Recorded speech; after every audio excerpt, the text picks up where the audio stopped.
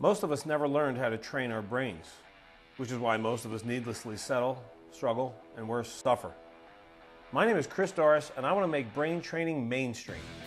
This is my series, Tough Talks, Conversations on Mental Toughness.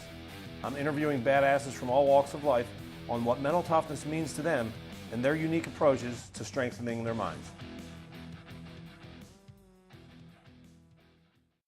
So welcome back, everybody. Welcome to my Mental Toughness blog, and today we have a very special guest. I have literally been looking forward to this interview for months because I am absolutely fascinated so deeply by this man, Bill Giruzzi, who I can't even tell you much about.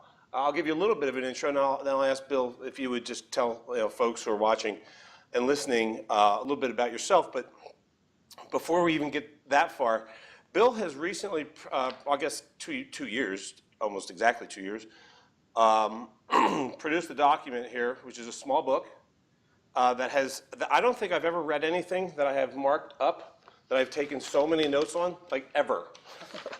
I am absolutely intrigued by what he's thrown down, and I'm pretty sure you will be too. So Bill, I know you through your wife, Lisa, who is also a member of Steve Chandler's coaching school, and she was they met recently out here in Scottsdale, Arizona, and I met with them, and we were chatting one night, Lisa and I do not recall what the dialogue was that we were having, but whatever we were talking about, it had her think of you and this, right. In this document, and when she told me about it, had me absolutely intrigued, and I begged her to send it to me. She did, or she introduced us, and you sent it to me, or she sent it to me. Anyway, I read it instantly, and have since that day been absolutely fascinated with what I consider to be one of the boldest declarations and brilliantly expansive, I guess, intellectual gestures. It's just it's so big. So I'm really jazzed about it. You know, I'll say this before we get into what it is even that you've written or what your declaration is. When I was in college, I started a file, an actual, this isn't it, but it was just like a manila folder file, and the contents were articles that I would find, whether in newspapers or magazines or wherever. And this is, what, 1986 to 1990. And the articles were evidence that the world is getting better. And at the time, I'd have these really fascinating dialogues, and they were usually debates, because I found very few people who believed that hypothesis, that as humanity, we're growing in a positive direction, that the world is getting better. I chose that as a belief. I still hold that belief. But in my experience, it wasn't a very popular belief. Yours is incredibly congruent. Well, it is that, but it's more than that. It's way, way bigger than that, and it's way bolder than that. It's not just that the world is getting better. So anyway, I don't want to ruin too much of that. Can you tell us a little bit about you, about your history, before we even get into the book? Right? Can you just give us a little background on you?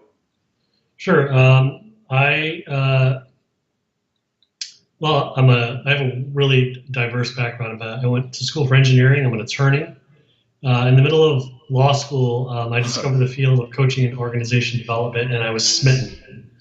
And so I went out and practiced law for about 9 years, all the while pursuing coaching. And around, I would say it was around 2002, I had the genesis of the first ideas for what became another book I wrote, which called A Life Worth Living, and then this sort of follow-up. A buddy of mine calls it a pamphlet, but a follow-up book in which I declared this future that you're talking about. And so I work currently as director of training for a New York State agency, but this is sort of my passion. This is the document and the thinking, and there's times in the time of the writing of all these different things that I've written, I felt like something was being written through me versus me writing it. I had inspired events, and there was literally one day with respect to my book, my longer book, A Life Worth Living, where I went home one day and I started writing, and I wrote for 5 years. And I knew I'd wanted to write a book, but I literally came home from work one day and started writing. And so, that's sort of my background history. And no, that's great. That's helpful. Thanks. So I want to jump right into this. Okay, so I'm going to read. I'm jumping up to page 8 here, okay. and I want to read to folks something that what you say here. So it's this is your declaration that you're dedicating your life to, and that you're inviting people to participate in with you. And let me just read this. We will solve the unsolvable. We will solve the ultimate design problem, how to live on this planet in a way that gives us what we want. Within 25 years, and that was 25 years 2 years ago, so we're basically talking about 17 years from today. It's April 24th, 2017 right now as we're recording this. So within 25 years, so 23 years now, we will solve it. Not one day, not some ambiguous day, someday, 23 years. Earth Day, April 22nd, 2040, or before, will mark the end to all human suffering caused by our way of life. That is an unbelievably bold statement. And this is what we're going to be discussing. We will solve all of it, not a little bit of it, all of it. We won't make improvements. It won't be a little bit better. We will solve all of it. Every problem that lives right now in our collective consciousness that you think just can't be solved will be solved. Mass hunger, poverty, destruction of our environment, crime, genocide, war, and all forms of violence will be behind us permanently as a part of human history. They will no longer be problems to be solved. We'll have solved it all, and it will all be behind us. We will be living a new way of life, a way of life that works for people. The struggle will be over.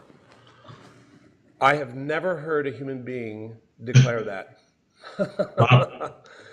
Not even close to that, Bill. That's amazing. That gives me goosebumps, and I'm sure that there are a lot of reactions happening as people listening to that. So it's beyond fascinating. I want to play a little bit of a devil's advocate here for the sake of thorough and informative dialogue. Sure. Okay, but I'll preface that all by saying I love that. Who wouldn't? Right.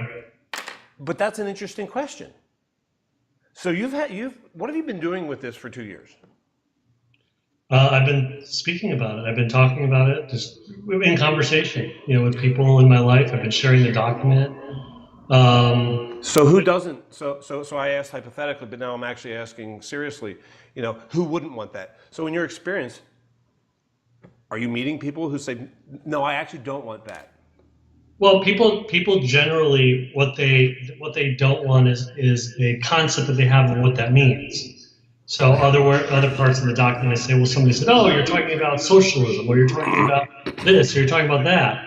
And the way that I think about it is, well, in your mind, does socialism represent what I'm articulating in that declaration? And they'd say no. I said, well, then that's not what I'm talking about. We have to be willing. We have to be willing to be in the possibility that we haven't discovered the answer yet. That democracy may not be it.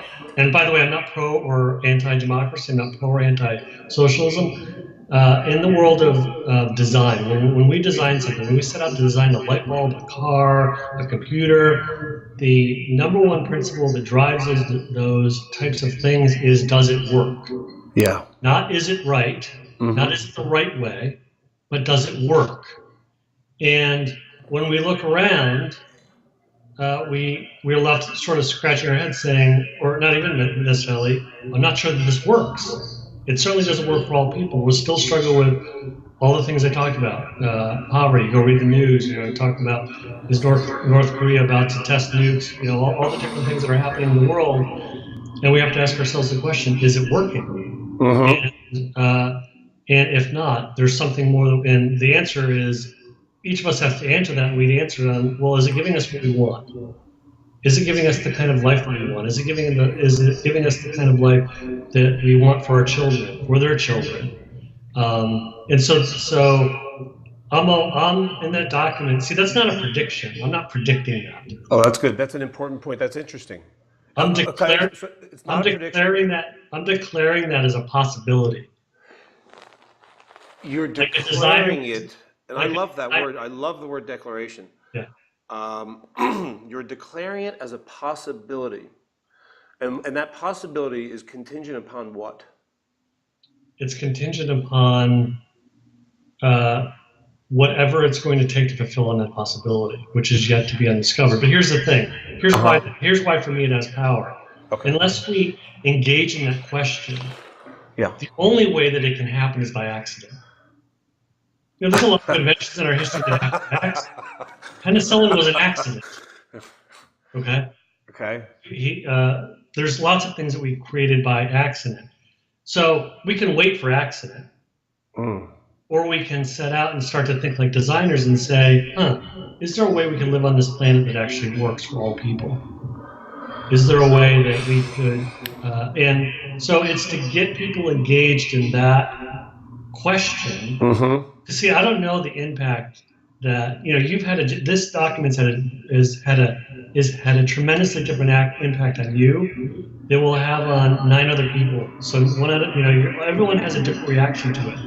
And everyone's going to do something with it.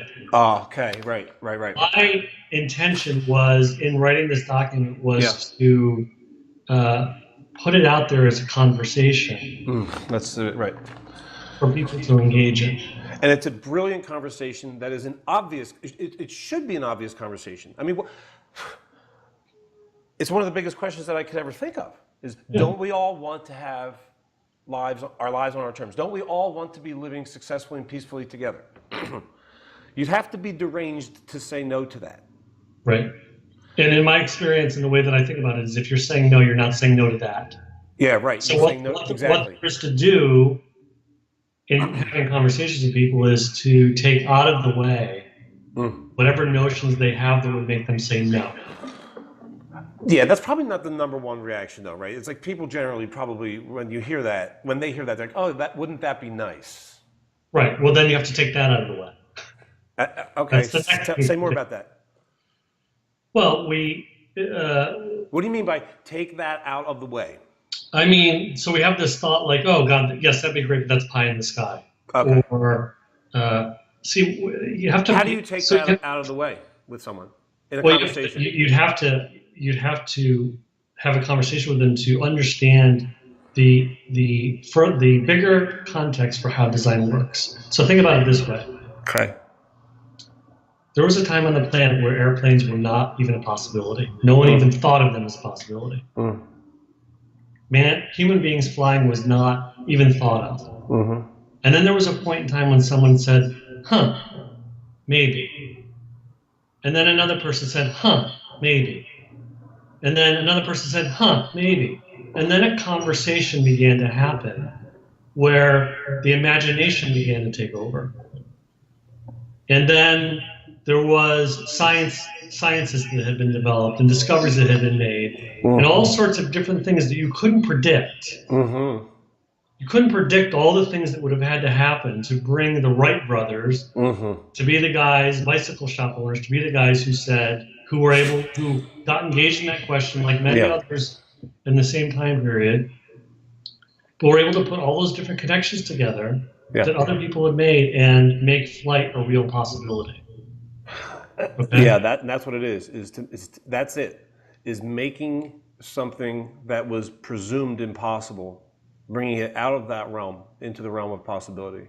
Right. And you're saying by simply making the conversation grow, getting more of us to. So I'll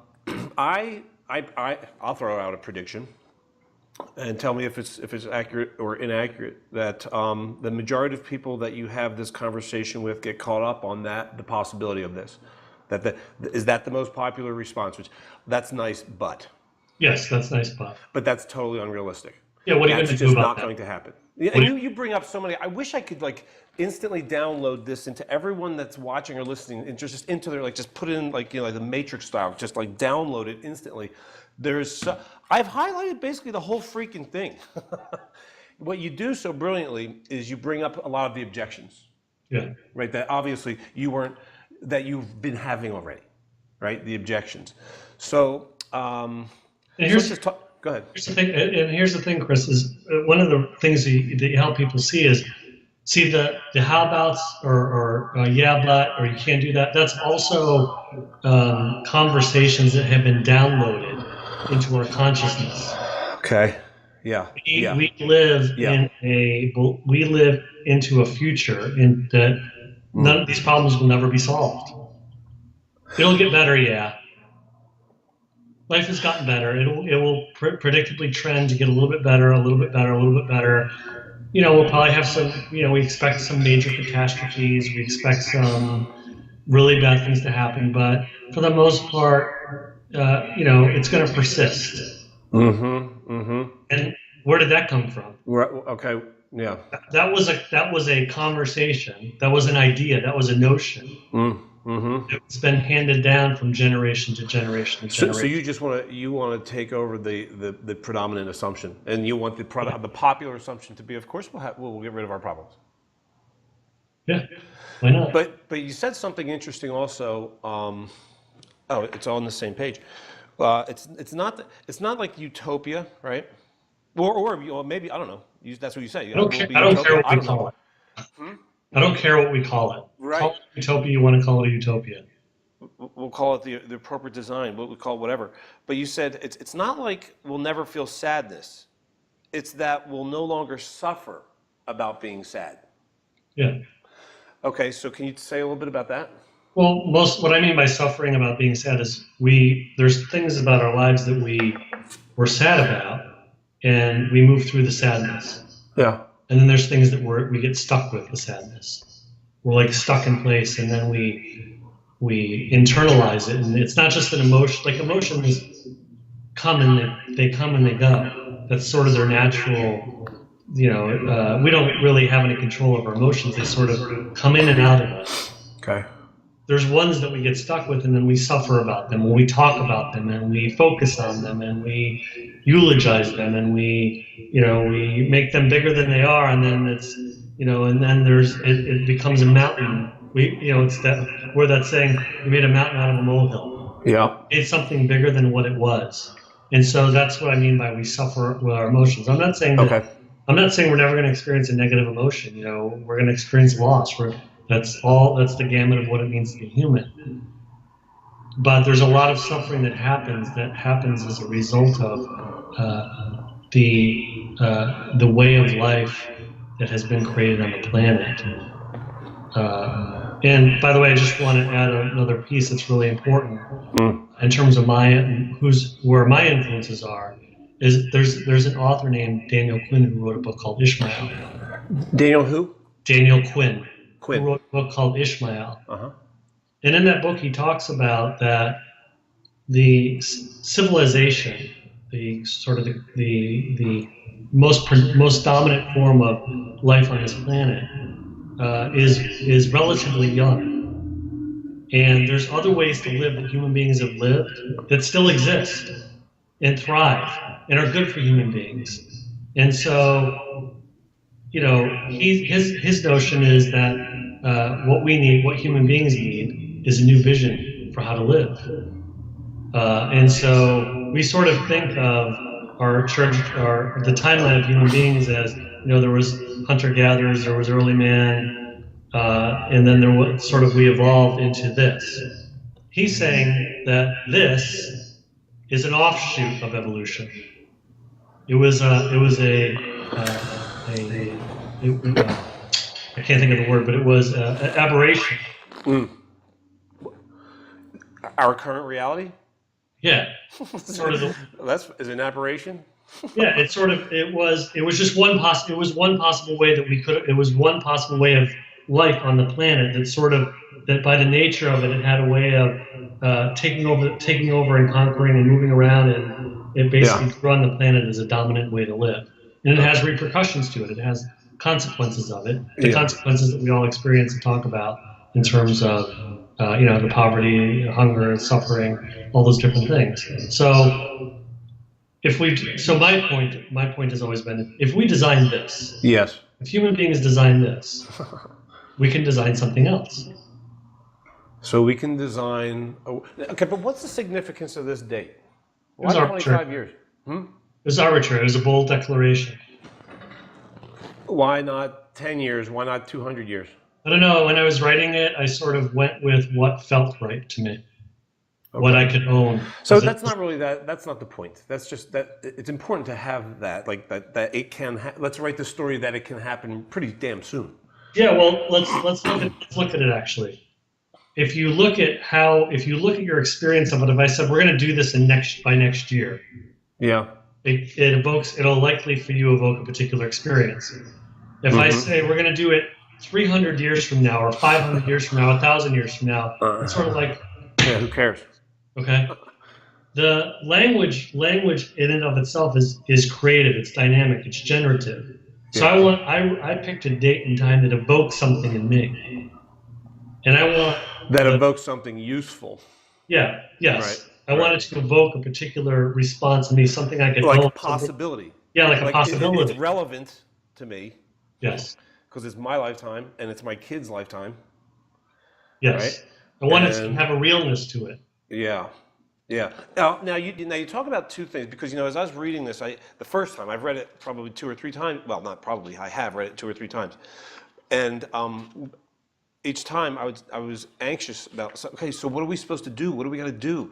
What do all of us need to be doing in order to have this become a possibility?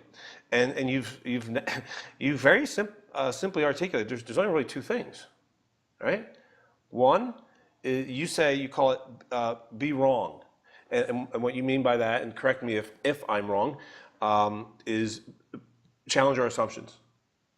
Challenge all that learned helplessness. Challenge all the beliefs that we're so committed to that would have us believe that we do need to continue to suffer as humans together. Right. Okay. And then the second thing is spread the word.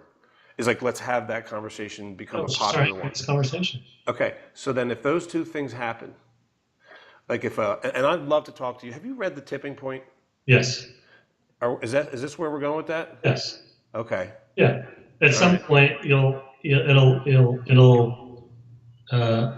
enough of a phenomenon. I mean, even if we trace any conversation in our culture, 20, 30 years ago, 40 years ago maybe, the whole notion of environmental sustainability was just being born. One of your listeners may challenge me on that timeline, and that's fine. But but that was that. But now it's like green. Everything's green. We talk about green. It's now embedded in the culture. When it's now informs our thinking. It's informing how businesses think about doing business. It's now informing. So it's the same type of phenomenon. This is nothing. There's nothing in what I've written that's really new. Yeah. I've just spent the last decade more slowing down the thinking to see how it works, how things go from that notion to result. So the mechanics, which I'm sure you get lots of questions about, how's that going to happen? How's that going to happen? What is your short response to that? The short answer to, how's it going to work? I'm going to tell you, you're not going to like the answer. Nobody's going to like the answer. I don't know. No, I love that answer. No, I love that answer. I honestly don't know. There's so much that needs to happen.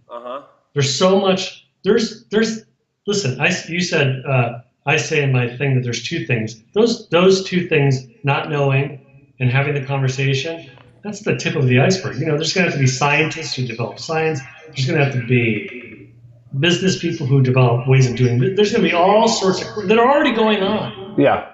There are a lot of those things. A lot of the things that when the airplane was invented, there was all that science was going on independent of the question of how do we fly, right? So a lot of great things are going on in the world already, and they would go on without my declaration. I was looking to capture a whole something that brought it all together. A way of framing it that brought it all together for people that could make it real and relevant to them. that could inspire them, that could make them want to have that conversation, could make them want to talk about it, that could make them want to dream about it, that could make them want to wonder about it. Because some number of us are going to have to begin to wonder about this bigger question of how, can we in 25 years or inside this declaration, can we bring this possibility to fruition? Can we bring it about? Are we good enough to just be done with all this crap?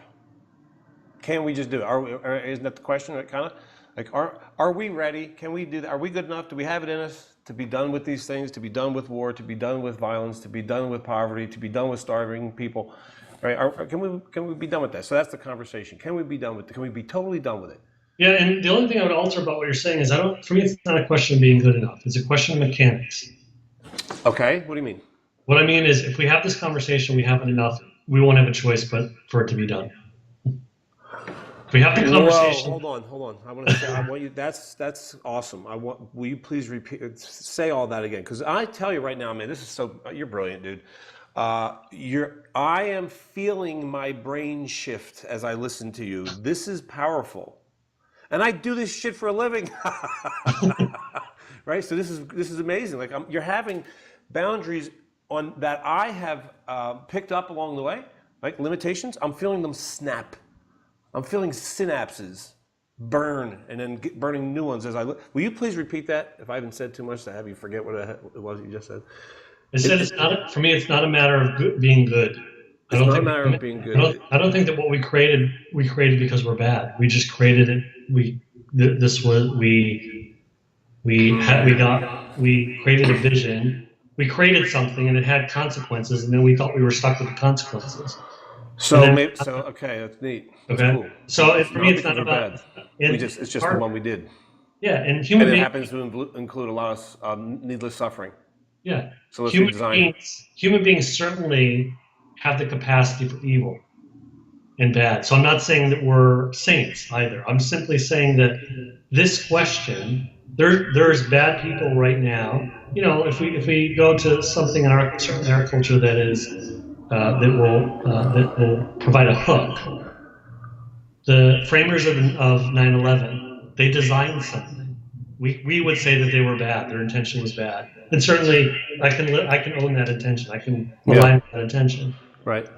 But the badness was separate from the thinking, the design thinking that went on to the planning, the talking about it. That somewhere same thing. Osama bin Laden or whoever had a notion. And then that notion grew to another conversation, to another conversation, to another conversation, to another conversation. And the people who were having it just kept following it and following it, following and following it. Same with flight. There was a notion and people kept having a conversation, and enough people had it that it took over. So that's why it became real. There's an idea, became a conversation, became reality.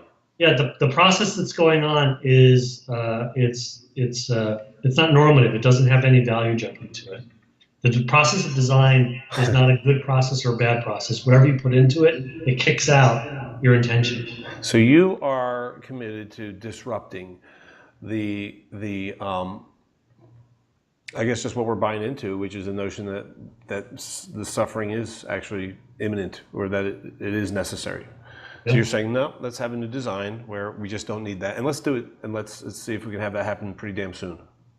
Yeah, and people... And the mechanics. So I love the phrase, are you a Deepak Chopra fan by any chance? Somewhat, yes, I've read a bunch of stuff. One of the phrases that I love of his is, inherent within our desires are the mechanics for their own fulfillment. And I use a simplified version of that, which is the how is in the what. And you reference a lot of that in here. That the mechanics, I don't know what's going to look like, and we don't need to. We just need to have the conversation occur and get everyone bought in on in agreement that this is what we want. Yeah, we want to have humans cohabitating peacefully and like lucratively, prosperously, and happily, right? Yes. We all want that. So let's have the conversation begin. So the two things, and then watch how that might work. Have that become a popular conversation. Now, do people say that's just, oh, buddy, that's nice, but just that's way too oversimplified? Well, sure they do. I mean, I am trying to simplify it because I want to make it accessible. I want to make it accessible to people. I want to give them Yeah. something that they can do from because sometimes people will go, listen, I'm not a scientist. I don't know how to protect the environment. I'm not at the table in the peace talks. What can I do? Yeah. Well, what if enough people were a clearing for the people who needed to have the conversations, like they were, and by clearing I mean they supported it. They created a space for the critical conversations of content, about the environment. They had created a space inside of which those types of conversations can happen. Yeah. So there is a part for everyone. And right now, you could say that, if somebody else came out and said, I say, I made a declaration, a broad declaration. If somebody came out and said, I have the answer. I know exactly. Here's the invention. Like they had, like a real, like an invention, something that would shift. How likely would our culture be able to hear it? Not likely. Yeah, not likely at all. No. Yeah. Right. So there's So it's not just having the conversation. I'm discovering that through this conversation about the conversation that it needs. I mean, it's going to have to be masterful. Like I'm one of the things, an awareness that I had here right now is that I had the thought listening to you speak that if I'm going to initiate this conversation, I'm going to want to practice it with people that are, I don't know, that I feel safe with, because I feel like this is a conversation that needs practice. Yeah. In order for it to be had effectively. Yeah, but the great thing is you don't have to worry about having it effectively. Listen. When somebody said flight, I'm going to keep going back to that one. There were all the same reactions. What, are you crazy? It's pie in the sky. That's never going to happen. Right? But people kept having the conversation. And the seed, here's what makes it so easy. If you have the conversation, you've planted a seed. Okay. Okay, great. And planted a seed. And you've planted a seed. You've planted a notion. Yeah. And you want to get more effective at it because maybe you start to realize, I'm discovering something out of having had that conversation where I can really make this kind of difference with a group of people. I don't know what that difference might be. So then you start to discover things for yourself inside of having that conversation. Great. Somebody else is going to be discovering something else inside of having that conversation. Great. Yeah. But it's all about planting seeds, planting seeds. One time not too long ago, my wife and I were out to lunch. We were in a restaurant, and I stopped and I just started listening to the conversations that were going on around me. People were talking about the things that we talked about. Certainly the things my wife, what are we going to do this weekend? What's the work week look like? Got to pay this bill, that. What's going on in this relationship? I can't believe you did that. I can't believe that. One conversation that was absolutely missing was this conversation. Yeah. Now just imagine at that restaurant filled of 100, 200 people. We're sitting there at their tables for 5 minutes having this conversation. They took a break out of their lives just to talk about and imagine, is it possible? That's brilliant. You mentioned that in here. That's actually something I don't remember where it is, but you're recommending that people use imagery. Just spend time fantasizing about what would it be like? Yeah, what would imagine it be like? that. Yeah, imagine that. What if we're all imagining? Because you never know what impact a conversation is going to have. And I encourage your listeners to think of all the different conversations you've ever been a part of, negative, positive, and how they've impacted you. Conversations that your parents had with you, conversations when you went to hear a speaker talk, reading my book and how it's impacted you. You never know when the conversation that's going to make a difference for you and transform your thinking. And because you never know when it's going to happen for you, you don't know when it's going to happen for someone else. Sure. So, go ahead. No, you go. I was just going to say, so you may feel awkward. You may feel, yeah, you may want to go out and do it with people you feel safe with. Absolutely. I did. I do all that stuff while you build up a capacity and a competency and a confidence in having it. Yeah. But the thing I want to be clear on is even if you're not, even if you're sloppy Yeah. in having it, it still is having an impact. Well, what are the biggest objections so how might you start that dialogue with someone, say, just like an acquaintance, not a super close friend, not a family member? How do you start that dialogue? I want to give it back to you. How would you start it? And I invite your listeners to think about that question for themselves. See if I do the work for you. I might start it by saying, I would start it saying, I just had a fascinating conversation with a guy named Bill. And I want to tell you about it. There you go. And there it is. So they could, the people watching this could say, I just watched a pretty cool blog interview with this dude from New York, Bill Giruzzi, who's made a bold ass declaration which makes sense. And I want to get on board with that conversation. I want to participate in that. There was something else that you wrote, and it's very relevant to now. So the thinking, part of the thinking that would obstruct the manifestation of this reality, which is where human beings no longer suffer together unnecessarily, is the notion, like the political notion that it's like those are the people that are in charge. The politicians are corrupt. It's not going to happen while they're around, right? So let me ask you, because that's giving away all your power, right? And so, what do you think, or how do you respond when you see images of people protesting Trump these days, like "Not my president" signs? What's your response to that? My response to that is it's more of the same. The sides have just flipped.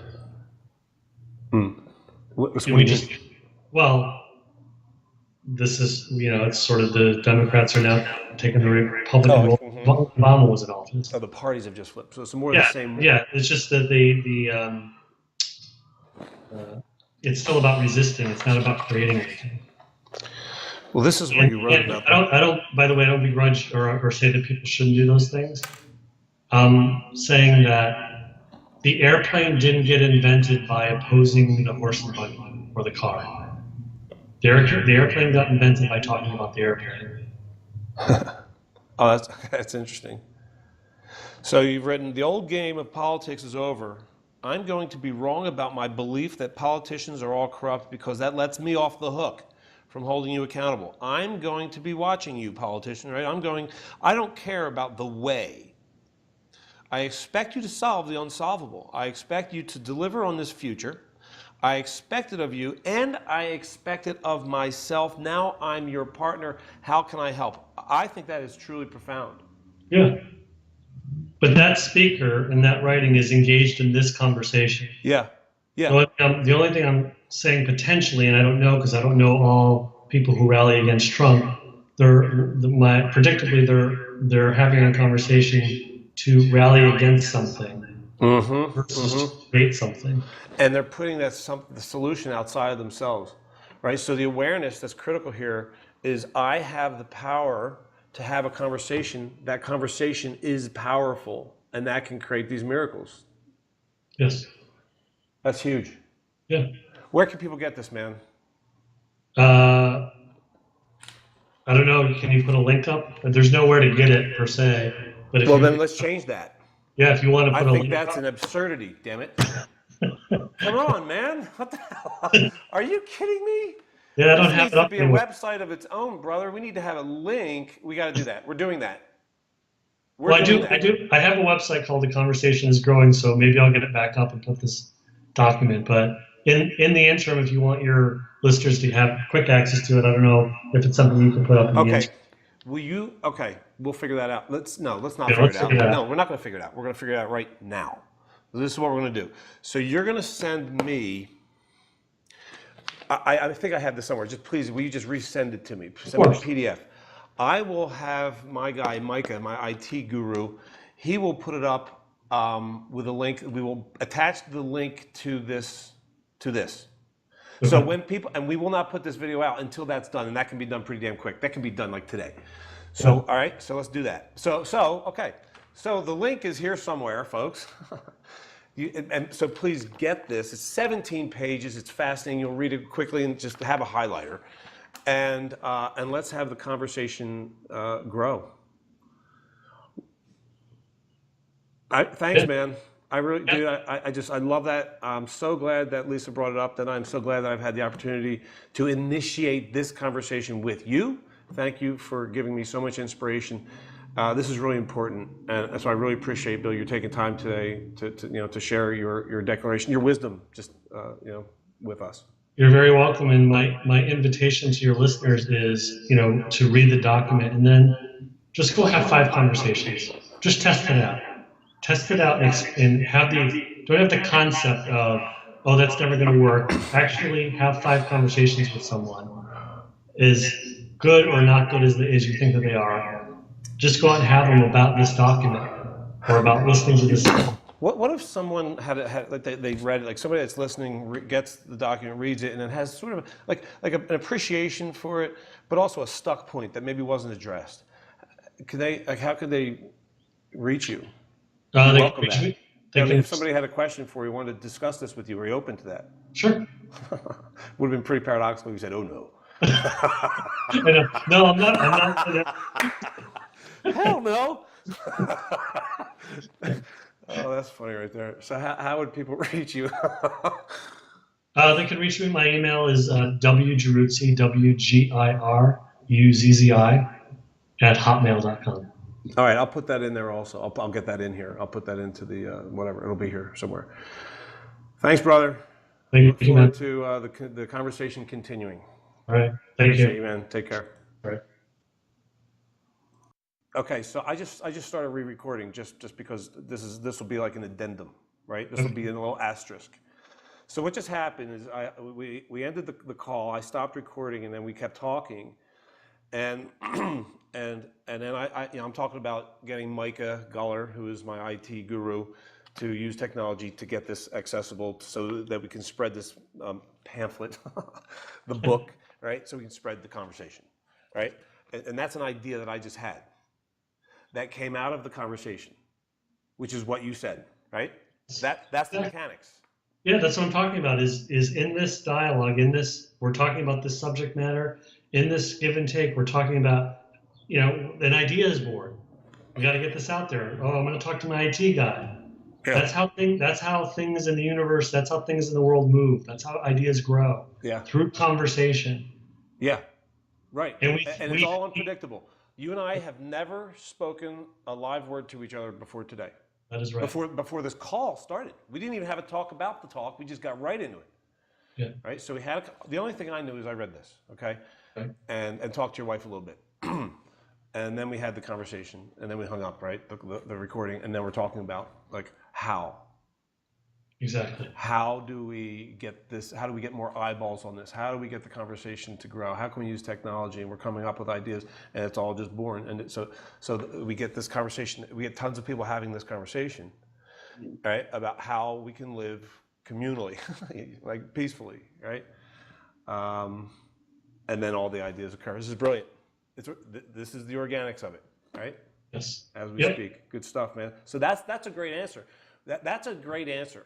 Now, so when I have a conversation with people and they say, well, how's that going to work? You say, isn't it beautiful that we don't have all the answers to that? Let's keep the conversation going and watch.